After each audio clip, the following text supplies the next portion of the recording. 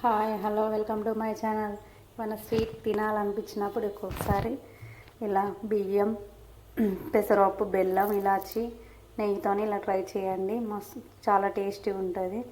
ఇప్పుడు ముందుగాను బియ్యంను పప్పును కలుపుకొని 2-3 సార్లు కడిగి ఒక 5 నిమిషాలు నానబెట్టుకోవాలి. ఇలా 5 నిమిషాలు నానబెట్టుకున్న తర్వాత ఇప్పుడు స్టవ్ వెలిగించుకొని ఈ నానబెట్టుకున్న బియ్యంను పప్పును స్టవ్ మీద పెట్టుకోవాలి. ఇలా పెట్టుకున్నాక మూత పెట్టుకొని ఉడికించుకోవాలి పప్పును బియ్యాన్ని. ఇలా ఉడుకుతున్నప్పుడు బియ్యమును పప్పు ఉడికిందా లేదా ఒకసారి చూసుకొని ఇందులో బెల్లం వేసుకోవాలి.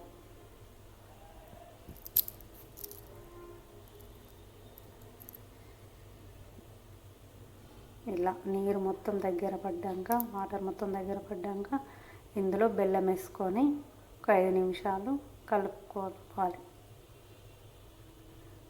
మీరు ఎంత స్వీట్ తింటారో అంత స్వీట్ వేసుకోండి. నేనైతే కొంచెం వేసాను. ఇలా వేసుకొని కలుపుకోవాలి.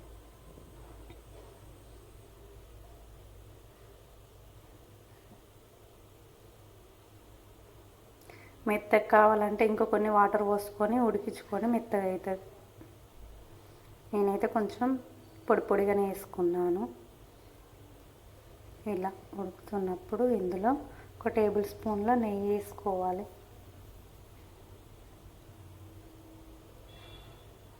నెయ్యి, ఇలాచీలు,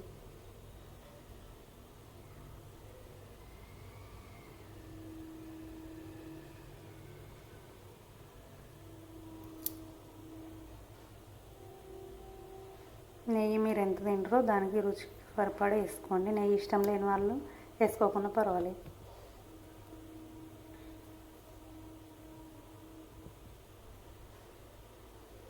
సేమ్ చక్కెర పొంగల్ లాగా ఉంటుంది.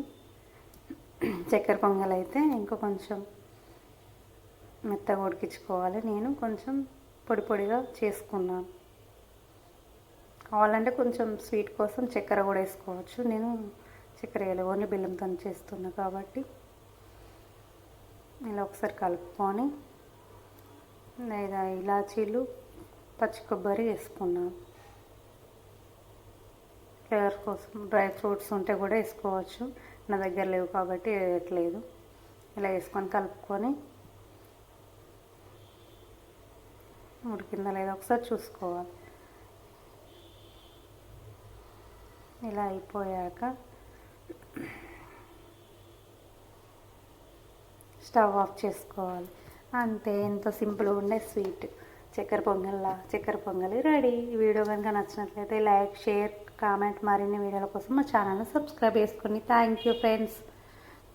చాలా టేస్టీగా ఉంటుంది.